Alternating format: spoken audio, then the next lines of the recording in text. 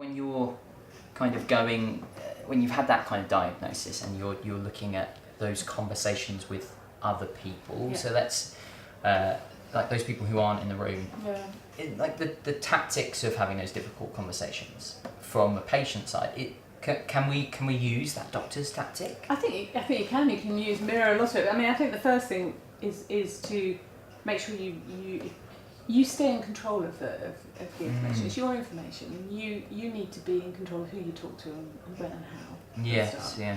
I mean, there are some various tips. The first thing I would say is always make sure you find the right location to talk to somebody. Yeah. You know, it's usually not with the television on. Not with, you know, so it's just allowing some space and some time for both you and the other person, because it's a difficult conversation. So it is finding privacy where you're not going to be interrupted.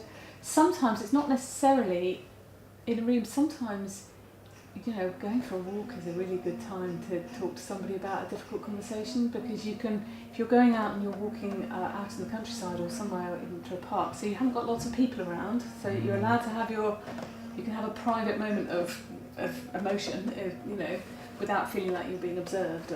But it sometimes helps to not be in a pressured, you know, situation. So sometimes going for a walk or and because then you have time to process and carry on the conversation without having to feel you have to stop or. Do you see what I mean? Because obviously when you've had that brokenness in you, there's going to be questions, there's going to be feelings, there's going to be, you have to remember that you have to give a space for those. Yes. And so I'm a big advocate of going for a walk and just chatting as you walk, actually, because again it can feel more natural and unpressured. But so some people would rather do it over a cup of coffee. Yes, it really is everybody, it depends on how people feel. And I think I guess as well there is an element of when you are the one who has had the diagnosis, still being aware as I'm going to go back to this two-way street thing, I think quite a lot, because that element of you are going to be communicating and that will have an impact on somebody else as well. I just remember, I called people up. I spoke to them on the phone and I'd give them the spiel. Yeah. And actually, like for me, that made it. Well, do you know what? Some people don't want to do it face to face. Do you know what? That's okay too. Okay. Actually. Yes. Yeah. You know, so sometimes talking to people on the phone, writing people a letter.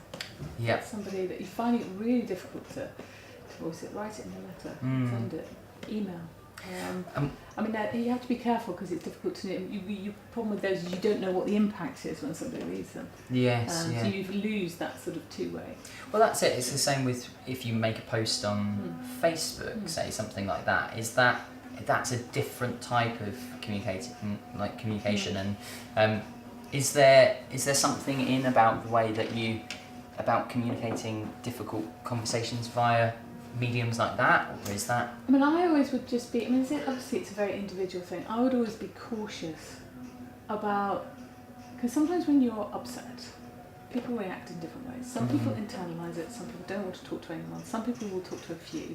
Some people, because in that moment they're in sort of a shock, will just tell everybody because they don't know how to manage it. So and I think there's a slight danger in that, because once you've said, you can't unsay. Yes. Yeah. So I think you need to be careful that I think when you put things out on social media, you can't get them back. And so it is a very public view, and it's whether you really want that. You know, in the cold light of day, that's what you would have wanted. In the heat of the moment, that might seem like a good idea, but I would also caution against it. Yeah, I've sent 1 or 2 angry tweets that I regret. I mean, I think talk to the people that matter to you first. Yeah. And then just allow it to, because you're going to have to process it as well. So, you know, just let it settle with you before you feel ready to know how you want to manage it with everybody else.